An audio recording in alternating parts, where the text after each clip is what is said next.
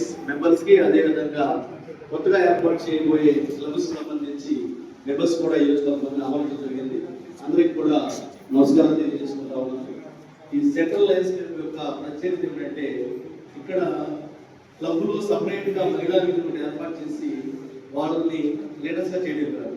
ఈ క్లబ్ లో ఉన్న మహిళలే ఈ క్లబ్ అంతటికి కూడా నాయకులుగా ఉన్నారు. గత సంవత్సరం కూడా అంతే, ఈ సంవత్సరం కూడా అంతే. ఈ 25-26 సంవత్సరానికి నాయకులుగా ఉన్న నాగలక్ష్మి గారు, సుజాత గారు, ముత్తాజ్ గారికి వారి టీం అందరికీ కూడా హృదయపూర్వకమైన అభినందనలు తెలియజేస్తా ఉన్నాను. అదేవిధంగా వారి అద్భుతంగా ఈరోజు ఈ సభను ఏర్పాటు చేసినందుకు ఆ టీంకి ధన్యవాదాలు. అదేవిధంగా ఈ సంవత్సరం అంటే 2026-27 సంవత్సరానికి నాయకురాలుగా ఉన్నారు వారు సుజాత గారు, అదేవిధంగా ముమ్తాజ్ గారు, లలిత గారు, వారి యొక్క టీం అందరికీ కూడా హృదయపూర్వకమైన అభినందనలు తెలియజేసుకుంటా ఉన్నాను. నేను ఆర్సీ కాబట్టి అదేవిధంగా సెంట్రలైజ్ క్లబ్ లో ఉన్నాను కాబట్టి కొన్ని విషయాలు తెలుసుకున్నాను.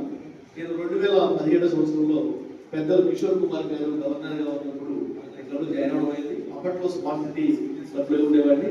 ఇదే వేదిక మీద అప్పుడు కిషోర్ కుమార్ గారిని ఇంట్రడ్యూస్ చేసే అవకాశం కూడా నాకు వచ్చింది. ఆయన యొక్క చరిత్ర చూసుకున్నట్లయితే అది ఎంతో స్ఫూర్తిదాయకంగా ఉంటుంది. అదేవిధంగా ఇప్పుడు నేను ఈ సంవత్సరం ఆర్సీ ఇవ్వడానికి అంటే నేను 2000 సంవత్సరంలోనే జెర్సీ చేశాను.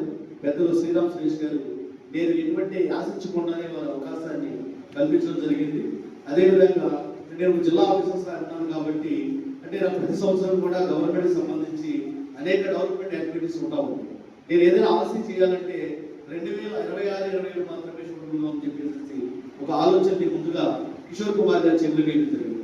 ఆ తర్వాత అవినాష్ గారి చెవులు వేయడం జరిగింది.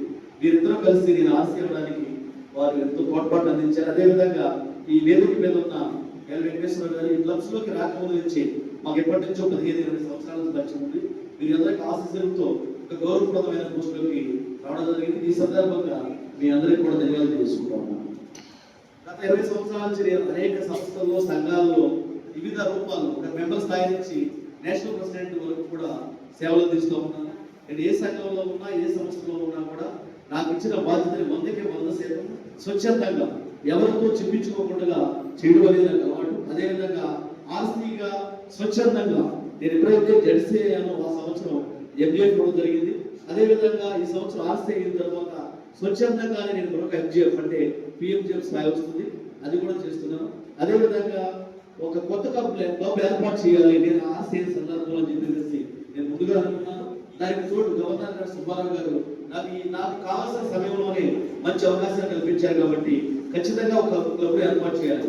ఎందువల్లంటే ఈ యొక్క లైనిజంలో సేవా స్నేహం మరొకటి ఎక్సర్సైజ్ అన్నమాట.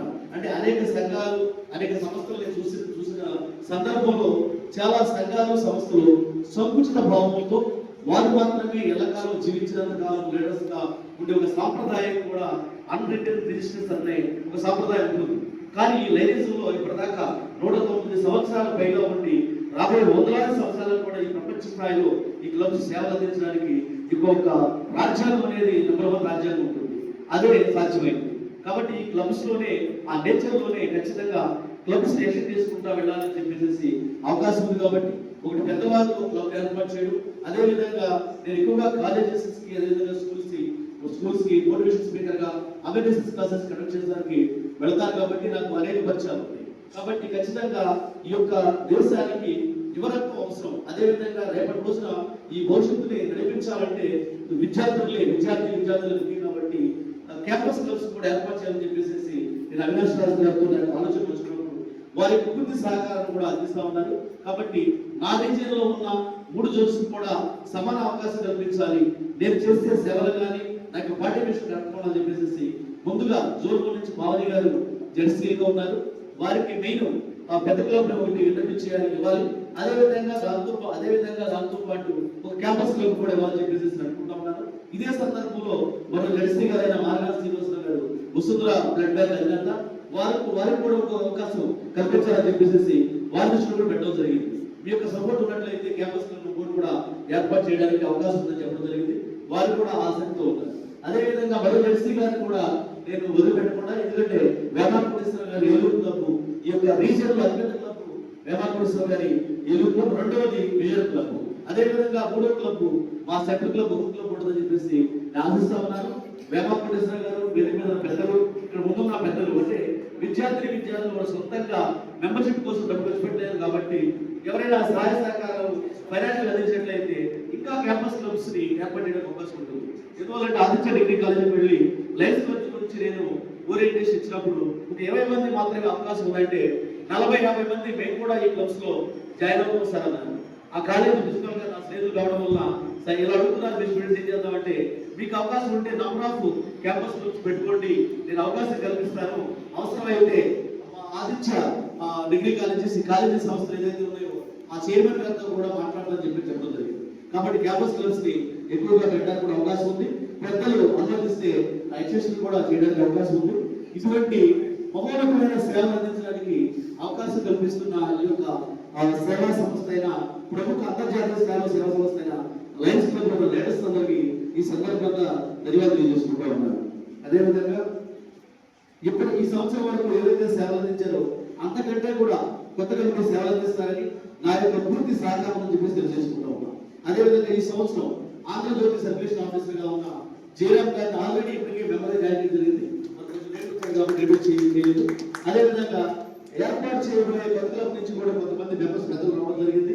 పెద్దలు వెంకట అమ్మారావు గారు మా స్నేహితులు, గుబ్బల నాగేశ్వర గారు, అదేవిధంగా పవన్ గారు, దయచేసి పవన్ గారు, గుడే రాంబాబు గారు, గుడే రాంబాబు గారు లోకో పైలట్ గా పనిచేసి రైల్వే లోకో పైలట్ పనిచేసి రిటైర్డ్ అయ్యారు. మేమందరం కూడా బయట అనేక సేవలు అందిస్తూ ఉంటాం. రాఘవ గారు మా చిరకాల మిత్రులు, కుంకు మాస్టర్ గారు, వారు మిసెస్ కూడా సరస్వతి గారు ఈ యొక్క సేవా రంగంలో ఉన్నారు. ఖచ్చితంగా కొంతమంది ఫ్యామిలీస్ కూడా జాయిన్ చేద్దామని చెప్పేసి అనుకుంటున్నాం. అదేవిధంగా లంకా నాగశేష్ గారు టీచర్ గారు, వీరు సేఫ్ లో పనిచేస్తూ ఉంటారు. వీరికి వెల్కమ్ చెప్తా ఉన్నాం. ఇంకా డిగ్రీ కాలేజ్ స్టూడెంట్స్ కూడా కొంతమంది రావడం జరిగింది.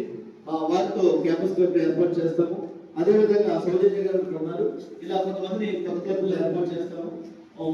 ఓవరాల్ గా ఇప్పుడున్న ప్రతి ఒక్కరికి కూడా హృదయపూర్వకమైన అభినందనలు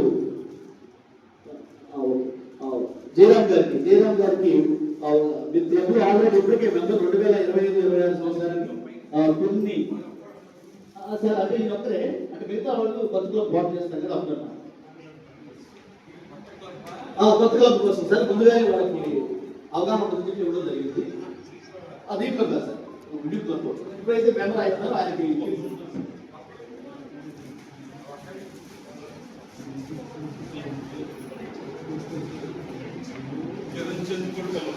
Sir.